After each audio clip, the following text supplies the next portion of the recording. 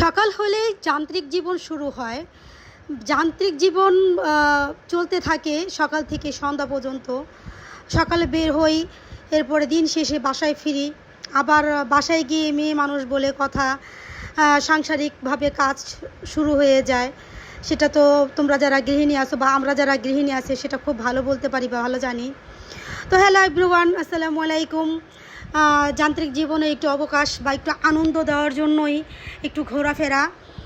তো ফাইনালি আজকে চলে আসলাম। অনেক দিন ধরেই মাথায় ছিল যে একটু জাতীয় স্মৃতিসৌধ যাব। তো ফাইনালি চলেই আসলাম বাচ্চাদেরকে নিয়ে, বাচ্চার বাবাকে নিয়ে। একটু মাঝে মাঝে একটু ঘোরাঘুরি আসলে ভালোই লাগে, যেটা আসলে বরাবরই বলা হয়। বরাবর বলা হয় বলতে আসলে এগুলো কমন কথা আর কি।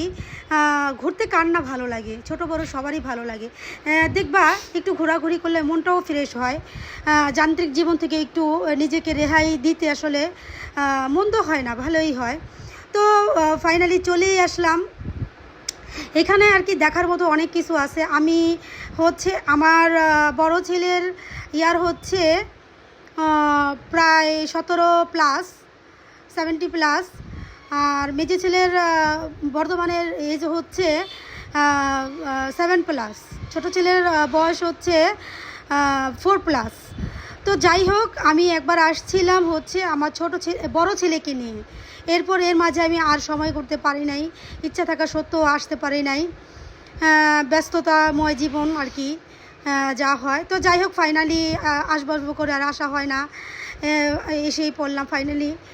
এইখানে এই দৃশ্যগুলো মানে এত বেশি ভালো লাগছে আমার। সবচেয়ে বেশি এই যে গ্রামের দৃশ্যগুলো অনেক ভালো লাগছে। কার কাছে কেমন লাগে আমি জানি না। ওইখানে ঢুকলে মনে হয় কি আমি গ্রামের একটা পরিবেশে এসে পড়ছি।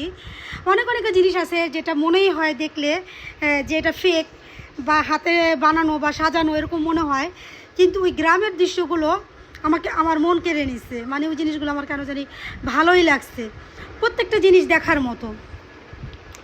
এখানে অনেক জিনিস আছে যা বাচ্চারা অনেকের নাম জানে না।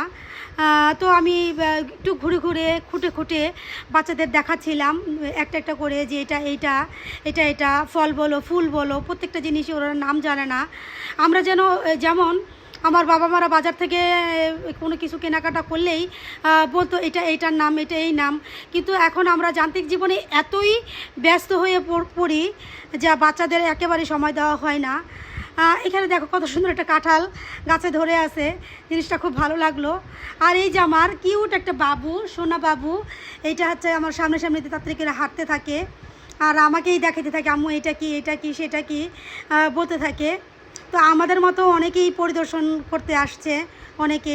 যাই হোক, সবারই দেখার প্রয়োজন, সবাইকে স্পেস দিতে হয়। ওনারা ওনাদের মতো করে ভিডিও করছে, আমি আমার মতো করে ভিডিও করছি। এই হচ্ছে কথা। এখানে হচ্ছে শাপলার একটা চত্বর দেখলাম, ভালোই লাগলো। ফুলগুলো মনে হচ্ছে জ্বলন্ত ফুলগুলো ফুটে আছে। এখানে আবার দেখলাম কি ডাঁটা শাকগুলো। এখানে আবার একটা চাল কুমড়া মানে ঝাঁকা। তোমরা গ্রামে যারা থাকো এটা জানবা যে কদু গাছে, কুমড়া গাছে, চাল কুমড়া গাছে একটা ঝাঁকা দেয়, যেখানে করলার একটা করোনা চিচিঙ্কা আমার বাচ্চাদেরকে এখানে এটা হচ্ছে করলা। আমি বাচ্চাদেরকে দেখাচ্ছিলাম একটা একটা করে সব কিছু। এখানে অনেক জিনিস আছে দেখার মতো, সৌন্দর্য বর্জন করে। এরপরে চেনার মতো আছে অনেক কিছু। এখানে কত বড় একটা তিমি মাছ। এরপরে এই শামুকগুলো আমার কাছে এত পরিমাণে ভালো লাগছে আমি কাউকে বোঝাতে পারবো না। ইচ্ছা হইতেছিল যে আমি একটা নিয়ে আসি, তা তার পসিবল না। যাই হোক, এখানে খুঁটে অনেক কিছুই তুলছিলাম। এখানে পার্ট আর আমি 2 বানাবো। এখানে পার্ট 1 দিয়ে দিলাম। কেমন লাগছে অবশ্যই জানাবা সবাই।